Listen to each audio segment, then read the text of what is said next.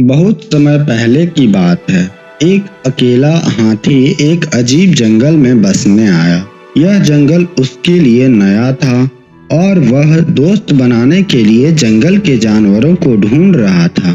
वह सबसे पहले एक बंदर से मिला और कहा, नमस्ते बंदर भैया, क्या आप मेरे दोस्त बनना चाहोगे? बंदर ने कहा, तुम मेरी तरह झूल नहीं सकते क्योंकि तुम बहुत बड़े हो, इसलिए मैं तुम्हारा दोस्त नहीं बन सकता। इसके बाद हाथी एक खरगोश के पास गया और वही सवाल पूछा।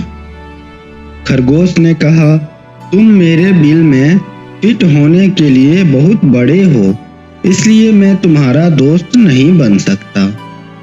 फिर हाथी तालाब में रहने वाले मेंढक के पास गया और वही सवाल पूछा। मेंढक ने उसे जवाब दिया, तुम मेरे जितना ऊंची कूदने के लिए बहुत भारी हो, इसलिए मैं तुम्हारा दोस्त नहीं बन सकता। अब हाथी वास्तव में बहुत उदास हो गया क्योंकि वह बहुत कोशिश के बावजूद दोस्त नहीं बना सका। फिर एक दिन सभी जानवरों को जंगल में इधर-उधर दौड़ रहे थे। ये देखकर हाथी ने दौड़ रहे एक भालू से पूछा कि इस उपद्रव के पीछे का कारण क्या है?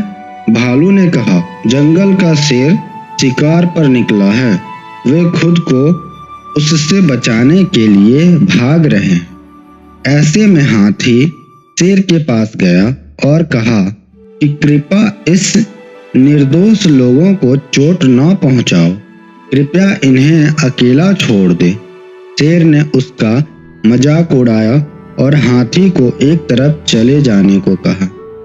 तभी हाथी को गुस्सा आ गया और उसने शेर को उसकी सारी ताकत लगाकर धक्का दे दिया, जिससे वह घायल हो गया और वहां से भाग खड़ा हुआ। अब बाकी सभी जानवर धीरे धीरे बाहर आ गए और शेर की हार को लेकर आनंदित होने लगे।